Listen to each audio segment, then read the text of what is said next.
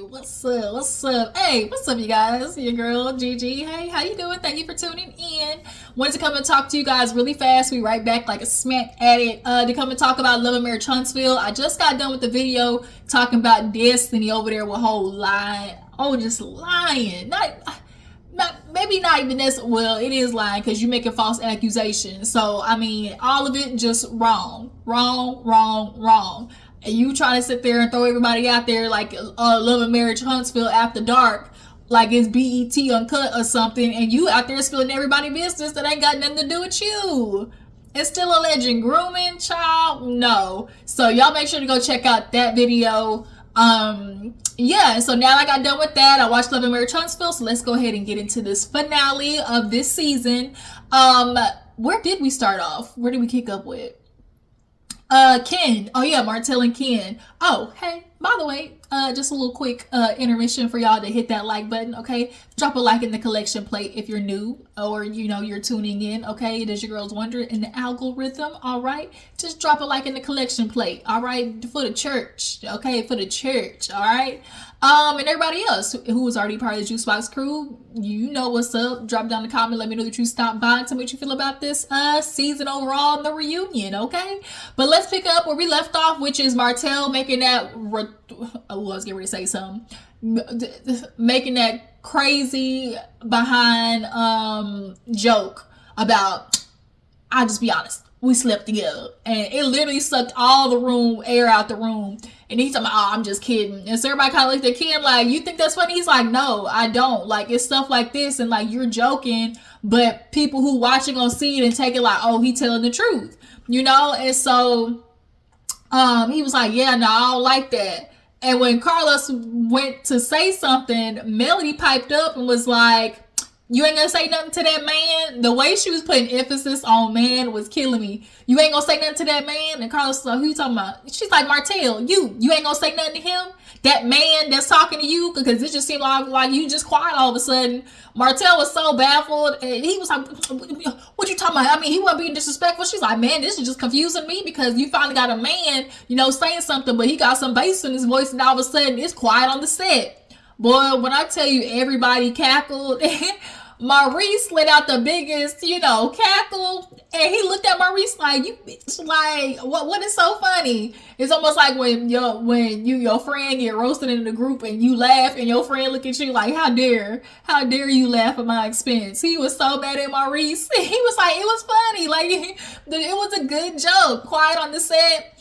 And so he was mad. Oh no, talking about my Melly, you always want to say something. It ain't got nothing to do with it. He wasn't disrespectful, so I ain't say nothing back. Which understood. Like, Ken has been very respectful to Martell, but the problem is being respectful to Martell kind of really gets you nowhere because he's just a disrespectful nigga. Okay.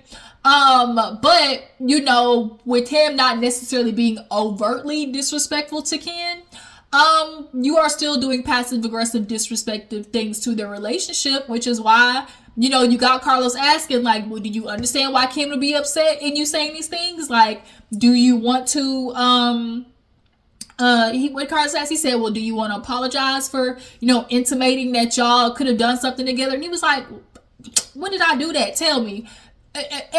When Carlos, oh my God, when Martell be asking for examples of something he did and he literally just did it, Maurice looked at him like, you literally just did it. Like, what do you mean talking about, give me an example of when I said something like that? Literally the whole season. That's why Martell definitely wanted to make sure he put it out in the universe that people had some type of idea that something potentially happened with these two. So him sitting there trying to act like that's not what he was doing is something that really pisses me off when people be trying to play on your intelligence. For real. So then they move on from that to, basically how it all started, because Melody, Carlos after that started asking like, okay, well, Martell, like, speaking of this Tricia thing, so who reached out to who? How did you meet her?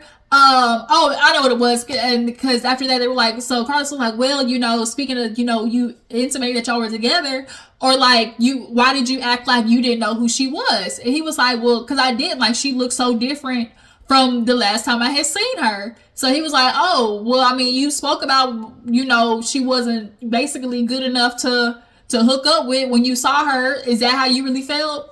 And Martell was like, he didn't answer the question. And Ken over there was like, that's a lie, you know, whatever. And so when Martell decided to sit there and play Stuck on Stupid and was, you know, mute, Melody was like, Chris, didn't you say that Martell hit you up and say, oh, ain't the woman at the, is there any women at the gym for him? And Martell was talking about, ignore that. And Miss Nell was like, don't you ignore that, tell the truth. And she was like, didn't you say, and Martell was looking at Melody like, what are you doing? She was like, didn't you say that Martell hit you up? And then he looked her up and it was like, damn, how you look her up that fast? And Chris was like, you know, because that's what Chris told her, because we had this conversation with Chris when he talked to Melody. And he mentioned that was his part in the situation. So obviously, you know, you felt like she was good enough to DM and try to invite over to his house. So, like, come on now. But Chris, you know, let it know, be like, all I did was say, hey, you know, I'm up at the gym. There's this girl right here. She here all the time. You know, her name Tricia. And from that information, Martell looked her up. And then so Carlos like, so you looked her up? He was like, mm-hmm. He's like, then you DM'd her? And he was like, yeah. He was like, then you invited her to your house? And Martell said, he got quiet. And so Tricia was like, no, like he gave me an address, and like I thought it was a clubhouse because when I looked up the address, like it was in a really nice neighborhood and they tend to have you know, clubhouses. And so she's like, you know, I train people at clubhouses, right? So now here it is. Even if that's what you thought, you get to this clubhouse / now you're realizing house. And now raise the question, Carlos was like, did you really think that he was reaching out to you for a workout? This man was reaching out to you as a woman to be trained? And then Carlos was like, oh, so you went to his marital home. And she was like, well, yeah, hold on, y'all. This damn chair is sinking and it's pissing me off. I need to get it. There you go. I'm back. I can't stay on my chair. It does that. So yeah, Carlos basically asked her like, so you thought he really didn't want to do nothing? And so Kim was like, if I had a homeboy tell me like, oh, you know, she a trainer or whatever, I might use that as basically try to lure her in to get in. But ultimately, you know, we ain't finna be training. And so Carlos was like, so, you know, you didn't think to go to a gym where they have actual workout benches, hand sanitizer, you know, instead of a house where it's like a kitchen, a couch, and a lazy boy. And then he asked, well, did you know that Melody and him were married? And she was like, no, I didn't know any of that. You know, I didn't know that until, you know, she got there basically. And so he was like, so you ain't never watched the show? And she was like, no. And when I tell you everybody's face hit Trish with the, hit her with the. Not a mother on this planet that didn't know that Kenny Anderson was married. Do you guys believe that Trish hasn't watched the show? You can tell Trish is struggling with just acknowledging just how much she had going on, and she can't even say like the words like grief or things like that, because she was like, you know, there was a lot of, you know, just death going on. And so i.e., you know, mom, dad, sister. So in that situation and having kids and trying to keep her head above water, I could believe that Love and Marriage Huntsville ain't the first thing on her mind, or she's possibly tuned in but ain't like watched the show. And so that's why she could say like, I didn't know he was married or not, because like I ain't really tuned in like that, because I had a whole bunch of shit going on. But nonetheless, you know, the idea is that you went over to this nigga house and then you thought training was finna happen where, and what was the training gonna be? So then, yeah, after that, you know, Ken expresses his, when, Carlos asked Ken, well, do you trust Tricia? He was like, yeah, like I do. Like, my only problem is like when this shit was happening, like she wasn't telling me the whole story. It was like she wanted to omit information. And then once it all came out, she still wasn't necessarily still like, you know, confirming anything or making anything clear. With Martell was him and these, you know, dumbass jokes, you know? And so, from there, Carlos asked Martell, well, do you feel like you should apologize? And he was like, apologize for what? And he was like, you know, for saying, like, trying to put out there that basically she was a thought, like she was, you know, bopping around town, because that's definitely what Martell was doing. He was trying to put it out there that even if they didn't, that potentially he could have smashed. He ain't got nothing else going on in his life to make him feel like a man, so that's what he was doing. trying to find a way to just kind of one up Ken and feel like a man out here, because that's the only thing he'll know how to do. The easiest way to try to put a band-aid on their ego is for it to involve a woman somehow. After that, they end up bringing out Marquez. Did something else happen? Yeah. Oh, yeah. I know what it was. Martell started screaming and was like, Maurice, you shut up. Every time I say something, you ain't say no when Melody said something. Nell was like, stop screaming in my ear. And he was like, no, you might want to move over. She was like, no, stop screaming in my damn ear, Martell. And so he finally calmed down, was like, Chris, my bad. I'm sorry, whatever. But you say my bad to Chris and Nell, but you can't apologize to Tricia. And that's the thing where Martell, anytime he gets confronted with apologizing for some shit that he's done to somebody, he really sit there and act baffled about what he be having to apologize for. Like, Lord, literally he drives me up a wall. So, Marquez comes out, they do little Marquez footages or whatever, him coming. And basically, this is him joining the cast to kind of get off his chest everything that's happened. And so they start immediately with Marquez, his, influence in the kid's life, what's been going on. And Marquez is just kind of like, I'm just here, to clear the air and, be sure that, it's known that, I was there for my kids or whatever. And so Carlos asked him, okay, what year did you and Trish get married? He said 2009, I think, or whatever. And so he was like, so when did you, leave the house? He was like 2021. Now, Melody said that her and Martell, broke up in 2020. Okay, she left the home in 2020. So it makes sense, the math of, Trisha going over there and them still being in the midst of everything that was going on.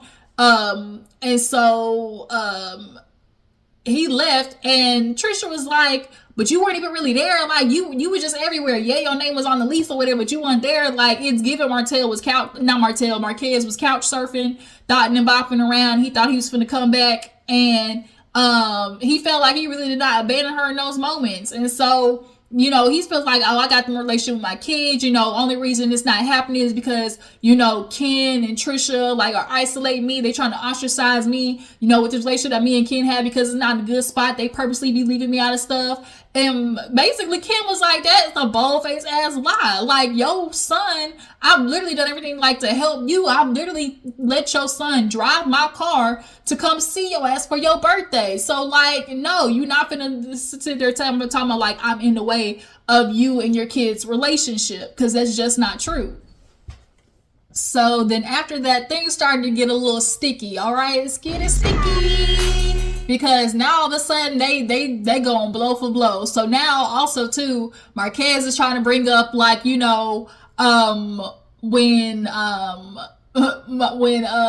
Tricia and Ken basically started, talking to each other, because Marquez was just like, when Tricia was bringing up the fact that he was gone and everything like that, and he was like, what? He was like, but that ain't got nothing to do with the fact in 2017 he come and talking about he want to lick you like a lollipop, and he's saying we were good then. I was like, Marquez ain't finna let that go. But it's the truth. Ken, if you've been lurking in the background, you've been saying stuff like that. I mean, obviously, you knew this woman was in a relationship, so, that's, tweet flag on the play. But also, Marquez, that should have lit more of a fire under your behind of knowing that, I got a man who feel like, he gonna slide in.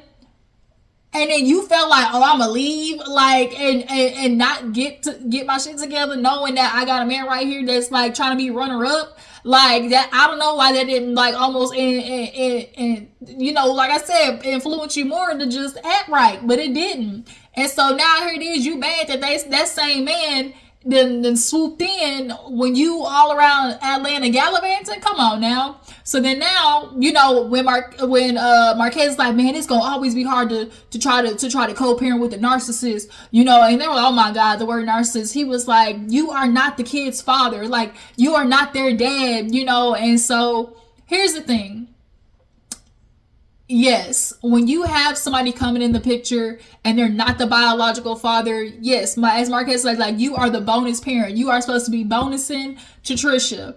But at the same time, as somebody who's, raised by a stepdad and considered him actually like my dad, like I literally called him my dad growing up, he was dad. And that's just because, like, if you have a man who steps in and understands he's with a woman with kids, you're not necessarily intending to step in and be like, I'm your daddy. But if the biological father is not in the picture and the kid grows up with them as the father influence, that is what is going to happen. That is like their father influence, regardless of you, being the sperm donor. It just is what it is. Now, as they're saying, like, Marquez, if you are sitting there talking like, let him be the bonus father, you're not the dad, like, he can't not be the dad, like, and you be MIA. It just doesn't work that way. Like, he is going to be the father figure in the household in your absence. And so you should want a man that's going to be a good father figure in your absence, or if even not going to be a father figure, just a male idol in your absence, right? And so now, I do agree with Marquez when he was like, Tricia, what you're not going to do is just feel like, oh, the first 16, 17 years I wouldn't in my kid's life, because that is fair. Marquez and Tricia being married, like him being involved, like he is owed that credit. But also at the same time, yeah, you feel like you did that, and now you sitting here throwing out like, oh, I talk to my kids every day. And Kimmy's like, so you feel like basically because you on the phone talking to your kids every day, that means you still daddy? When the truth is, no, like, you don't get to call your kids on the phone and feel like, oh, I'm being a dad, because it's so much more than that. Even in outside of the monetary value, Ken feels like he's doing a lot because, he's pumping out money and buying stuff, and like, that's cool. But also it's a part of being the action of a father, actually showing up and doing the male role model things, taking care of the household, showing up, being there for graduations, birthdays, and things like that. A lot of the time, you're not even able to do those things unless they help you out. And then also, Tricia brought the fact, like, you sitting there talking about, oh, you're not the daddy, but how many times have you seen him since Melodies with Mimosas? She's talking about, you seen him 3 times since then. And he's like, well, I talk to my kids every day. And that's why Kimmy's like, are you helping though? Like, talking to them, you're trying to put a band-aid on it, and you feel like because you're still in contact with your kids, and then that's enough. It's not enough, Marquez. And yes, you were there for them the first 16, 17 years of your life, but we get it. You in a rough spot right now, but that's not an excuse for not being there for your kids. And Ken, when I tell you he jumped out the window on Marquez's ass, when I tell you he hit him with the hit a quitter 2 good punch, he was like, what are you talking about? Like, I'm always there. Like, I'm always trying to help you and your kids. I do whatever I can to help them, be with you in your life. Shoot, hell, I send you money. Your son sends you money. You got your son giving you money. Like, dude, you're a bum. I ain't even gonna lie. When he said that, I was like, hey, yo. Even Carlos's face was like, because the way it came out, it kind of stung a little bit. I know it did. How do you guys feel about Ken calling Marquez a bum? Was that too much? Do y'all feel like even though he's stepping in and doing these things, like, it's not a good look for you to be calling they daddy a bum? I mean, necessarily probably not. It might not give you, kudos points with the kids. Yes, you're stepping in and, being that male role model. But ultimately, for the kids' sake, co-parenting is what's going to be the best. And calling they daddy a bum on national TV might not help in that relationship, and with hell, you and them and him and the kids in that regard, But when he said that, he said, dude, you're a bum. I ain't gonna lie. I was like, oh, yo, all right then. So then they start getting to the fact of like, what did they say after that? After the whole bum thing, Marquez was just kind of like, you're the bonus dad. You need to stay in that space. Like, I agree in the aspect of like, when you're coming in as this dude, and like, yes, like, there are a package deal. When you get with a woman, like, you take the kids as well, and being there for them, like, you understand I'm not your daddy, but I can be that male figure for you. And Marquez, he want to sit here now, as most niggas do when they don't when they not, owning up on their shit or whatever, he talking about, I know this man, he's not a good man because I know God and I got discernment. And he was like, I got discernment. And he's like, shoot, I got an audio that man telling me I ain't shit, like that. I ain't nothing, and I just DNA don't make me a dad. Tell me I ain't no daddy. And he stand up. And Carlos was like, wait a minute. Like, he was like, cause y'all keep trying to tell me something that is not. Y'all keep trying to tell me that I'm wrong. And Carlos is explaining to him, it's like, nobody's trying to tell you that you're wrong. Like, you are the kid's father, absolutely. But you ain't doing fatherly things. That's what they're trying to get to.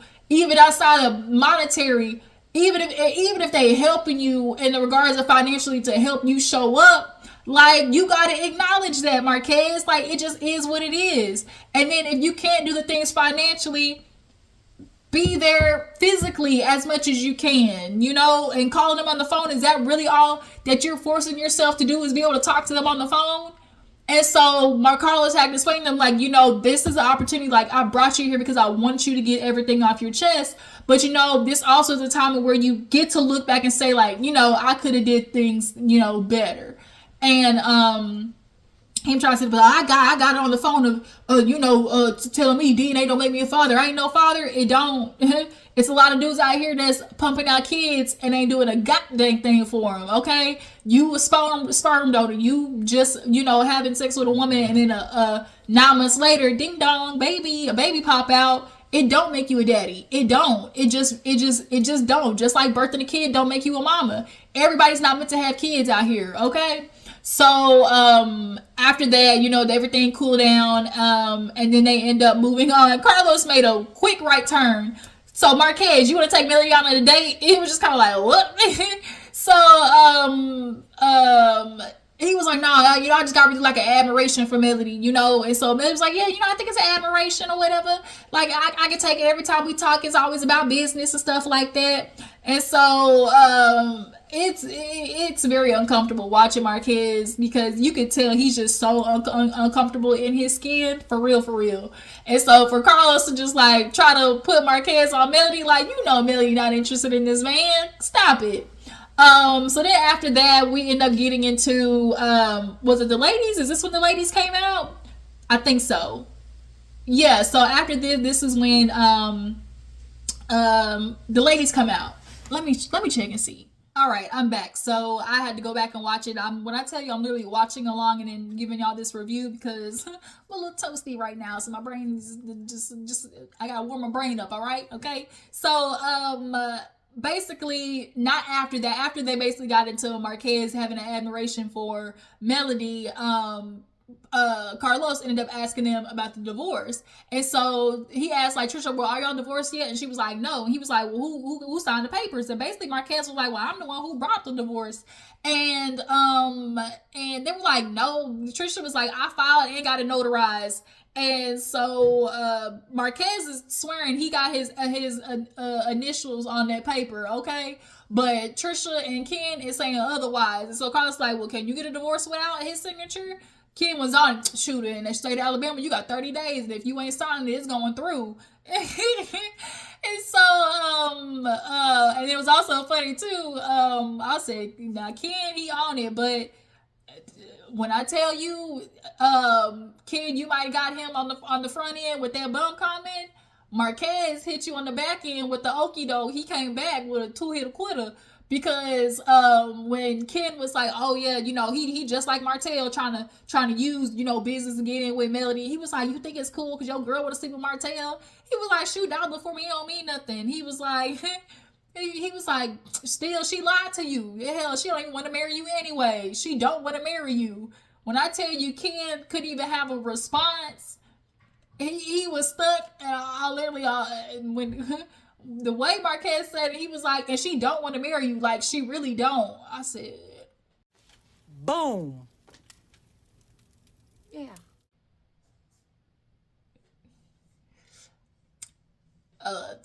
Were their lies told? Now, were their lies told?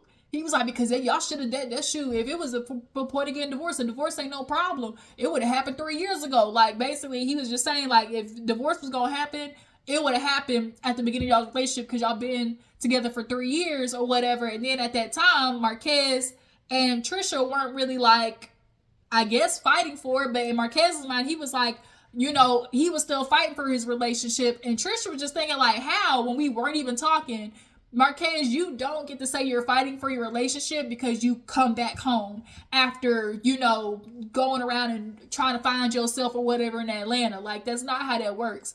You're not fighting for your marriage, and then he tried to throw out like basically like, well, how long you supposed to, try to work it on with a broken woman? You played a part that if she is broken, you played a part in the type of broken woman that she is. She's dealing with multiple, deaths in her family, her mom, her sister, her dad. You up and leave her with 2 kids. Like, and she watching you, I'm sure, just going out of your friends, homies' house and all types of stuff. And then you want to come back to my, let's work on it. But because she's not a woman that's, willing, like she's not necessarily putting her guard down to do so. Like, you played a part in that, Marquez. He's like, Tricia, you need help. You need counseling. He does that for the second time. Well, nigga, you need counseling too. Okay? Do Tricia need counseling? Yes, she very much do. Okay? But nigga, it don't take away from what you need counseling with too. All right? So basically, Carlos, it's just like Marquez, above all else, I just want to make sure that you and your kids are in a good relationship. And, going forward, y'all it's basically about you and your kids. He was like, so just let me know when you and Melody go out on a date. And so he's like, I just want to give you your flowers, Melody. He give Melody her flowers, the flower bouquet that was on the table. It's just so awkward when like Marquez, like, business. Marquez is looking for a way to make money, okay? He might come back next season because Marquez, he like Destiny, okay? He looking for find a way to get some income, and I can't be mad at it, okay? Business as usual. But he got up, hugged Melody. He was like, and I guarantee you, Trish went over there. She wasn't looking to train. So we get into obviously the girls. After that, the girls come on stage. This is when the girls trip happened. And Carlos was just being too messy. So of course they run the footages and everything. And so he's like, who all had a good time on the girls trip? And like half of them raised their hands. But it genuinely was a good trip outside of, I'm sure majority of the time them hoes wasn't arguing. Like obviously we saw the dinners and stuff like that, but they still got to do a lot of cool stuff. I mean, going to the beach, they did the dune buggies, like they still did a really decent amount of stuff. And so Carlos obviously brings up the fact of the bedroom situation. And Kimmy and Tisha basically kind of feel like, because they the OGs, Kimmy's like, basically, I've been here with you since the beginning, since you wasn't paying us diddly squat in your backyard. And it's like, Kimmy, you've been paid back for that threefold. Like, I get the incentive in what you're trying to say, or like how you trying to put it out there. But you've been on this show umpteen seasons, so you've been paid back and then some for being there for Melody when y'all was, in the trenches. And so for you to sit there and have this idea like, oh, the bedroom situation, like you just feel so pissed off about it. You and Tisha feeling like, why the hell we got this room? When truth is, Melody is having to, now Kimmy, you can acknowledge like you were caught in the middle of a situation because now Destiny's invited. Destiny ain't good with Sonny, so I gotta keep them away from each other. Destiny came on behalf of Tisha, so it would make sense that that y'all would all be together because y'all not good with everybody else. Like, and then from my understanding, this was Melody's trip. From my understanding. So if this is Melody's trip, y'all haven't been good with Melody for a long ass time. So to just immediately feel like entitled to a good room because like, oh, we're the ones on the show. I don't know. I still kind of feel, I don't know. Y'all drop down in the comments. Y'all feel like it was wrong for Kimmy and Tisha to feel entitled to like a good room, or feel like they deserve the room just because like they're, I'm guessing, basically like the main stars filming. Or do you feel like, well, shit, like y'all ain't good with Melody? Like why would you think that, So obviously we got to get into the Destiny and Mel of it all. The energy between them, tense, okay? And so Carlos brings up how Destiny and Melody, how it started with their friendship, but now here we are. And Destiny how did it happen? Destiny, was it Destiny that brought it up or Melody? Melody basically brought up how she was feeling like Destiny was basically all up on her ass cakes, okay? She felt like Destiny was open wide, yum, yum, yum, yum, yum, yum, trying to eat the box. And Destiny was like, that's not true. That was only one time. She was like, girl, the whole trip, it was like all up in Mel, because like, Carlos brings up how Destiny, like, you apologize and you talking about, oh, I love you. And she's like, I apologized and said, I'm sorry I had to do that. And first thing, I'm sorry I had to do that. What do you mean I'm sorry I had to do that? Like, you did that because I guess, and Destiny this whole season was just trying to make Mel look bad. That's why you were trying to teach her how to cheat. You was on the phone with her. Being on the phone with a side chick and telling her to get her act together is not teaching her how to cheat. Like, come on, Destiny, like, for real. With Mel understanding, okay, you apologized to me, but you was doing too much. Like, Destiny, you keep going back and forth of like, you want to be good with Mel, you all up trying to be, just best friends, but then you get home and start talking smack. Like, it don't work that way. And so it was like, oh, it wasn't good, because then you want to come back and make it seem like I'm just like some stalker or something, and it's like, I mean, it ain't stalker energy, but it's definitely giving, why are you so obsessed with me? Okay, just a little bit, it is. And so, you know what, did they bring Sunny out for this segment at all? I don't know. But basically after Destiny and Melody going back and forth, because Mel wasn't here for it, she like, girl, you sitting there constantly saying shit about me. They going back and forth. Carlos was just like, look, Carlos loves to do that. It's just not that deep. It's just not that deep. I just want to make sure we get into a place of reconciliation, because, we don't have enough time for this. We need to move on. I just want to make sure that we're at least in a good spot where, we could be, friendly with one another. And it's like, okay, be friendly. What a bitch you keep trying to come for me? I don't know about that. But like, at this point, it's just given. We just gonna have to be copacetic. Period. So going back to the beginning, I thought it was so funny how Melody, when Carlos brought the fact, he's like, oh, so Destiny got invited on the trip, this is the first time you've seen each other. And Melody said, in years. Okay, she wanted to put emphasis. I ain't seen this hoe in a long time.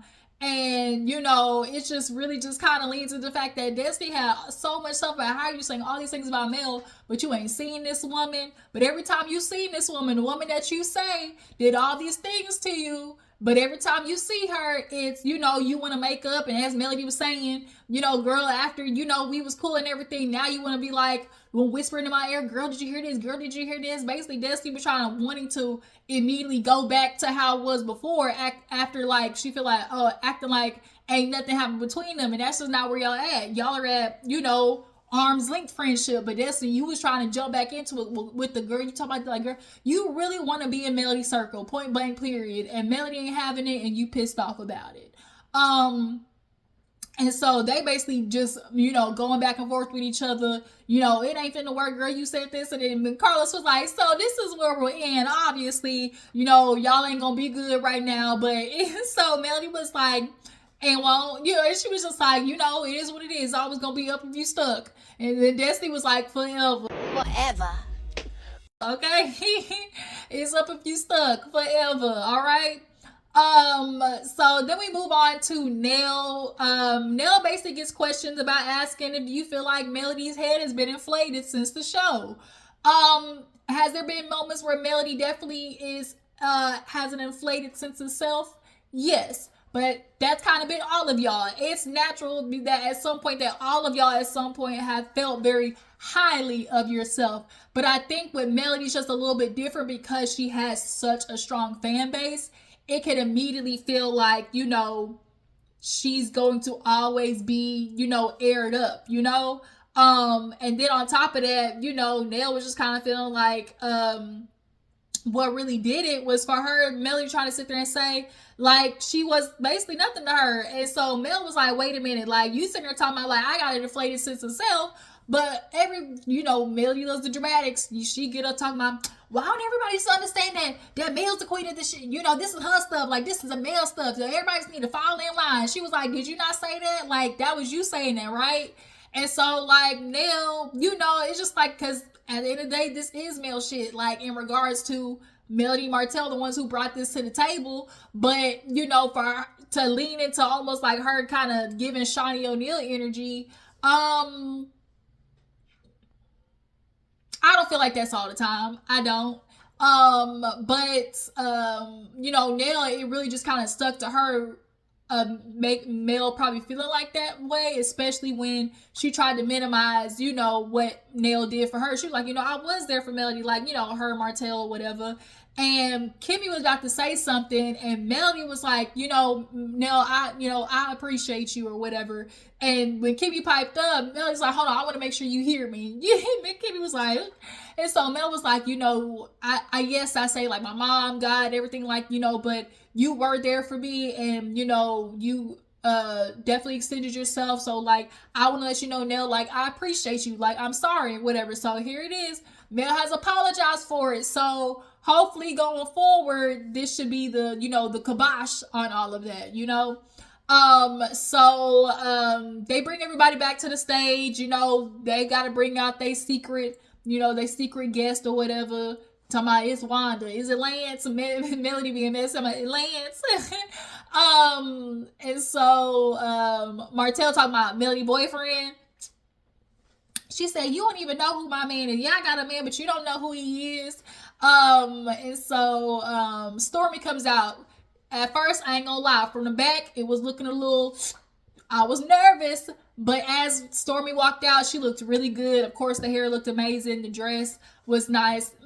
Stormy definitely did her thing. And she basically just comes out, you know, obviously addresses the fact that she was gone halfway through the season. Carlos was like, we ain't seen you in 8 episodes. And Stormy put it off on being busy, which I can believe partly. Like, she was like, you know, with TikTok, you know, growing and everything. Shoot, I'm now moving from Alabama to LA, and now New York is in the picture. You know, it's just a lot going on. And then obviously, you know, she's like, you know, just always with the show, I just had to pick and choose, you know, because, you know, things get crazy, just having to deal with, you know, being arrested and, you know, certain people, you know, doing the things that they do. You know, she didn't necessarily go into specifics of, obviously, you know, the arrest. I don't know why they didn't, but, you know, obviously dealing with the fact that, you know, some of the millimeters is doing too much. Like, it is a lot to show up to somebody's place of business and, you know, start badgering them. So yeah, like that is a lot. But also at the same time, you know, looking for Melly to say something after Stormy, you and your mama went in on her is also kind of ass backwards, you know? So this is always going to be something that I don't think Stormy, Melody, or anybody's going to really agree on, of who owes who any type of, you know, maybe acknowledgement in respective order. So, like, it really wasn't much to Stormy segment. It really wasn't. It was just her coming on. Like, honestly, I don't even know why they brought her on, but they brought her on for a little bit of filibustering.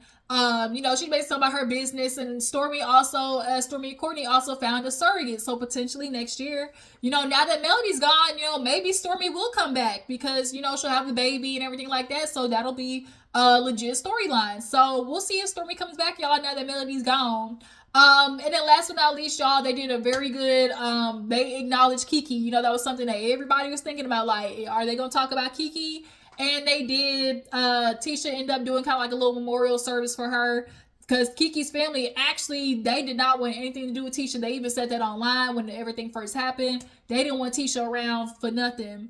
And so Tisha ended up doing like a memorial for her. Everybody talked. Obviously, you know, it is hard because although they had a bad relationship, at the end of the day, like, she was like, that's my first cousin, basically my sister cousin. Like, I hate that you think that, oh, you know, you'll always have time to say something to somebody or fix it, and you just don't, you know, because you never know when your last day is going to be. And so Carlos asked, obviously, you know, well, you know, you don't have to answer, but how are things, you know, with you and the family? She was like, the only thing I care about is relationship, you know, with her kids. You know, I just want to make sure, because I've always had a good relationship with them. Like, that's all I care about. And then it comes up that Stormy ended up paying for the fume. You know, she Stormy was just like, I could not go to sleep. I really could not. And she was like, it was just on my heart to do that. Everybody knows that I had an affinity for Kiki.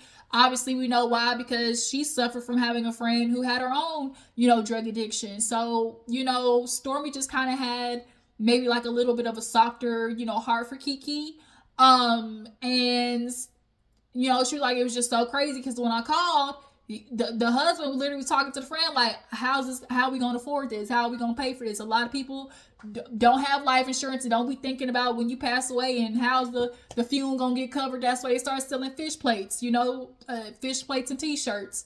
And so Tisha actually, said thank you to Stormy. She's like, this really made me, look at you differently and things like that, because, I know financially that was something they were concerned about. But then, of course, the question everybody was thinking, well, shoot, y'all got money. Why didn't y'all pay for the funeral? But also, it wasn't going to be, how was they going to offer when the family basically told them to F off? So now that I think about it, like, paying for a funeral that you can't even attend, I highly doubt that would happen. But, it really was a great thing for Stormy to do that for the family. And that's basically where the episode ended. They said celebrated Marcel for his birthday. This was the last season for Melody. She said, I'm out. All right. And that was it, y'all. So I know this review is hella long. So if you stayed through to the end, I really appreciate it. Y'all make sure to drop down in the comments. Let me know how you feel about the episode. Do you guys feel like Ken is doing team too much? He might be stepping over the daddy line. Do you guys feel like Tricia and Martell actually did do something? You guys feel like Destiny is trying to take Melody down? She just straight up lying. Destiny, was she being, team too much when it came to try to get back in Melody's, friendship graces? Do you guys feel like, what do you think is, the future of Love and Marriage Huntsville is going to hold? All right, you guys. Follow Instagram and Twitter, and I will catch y'all hosts later.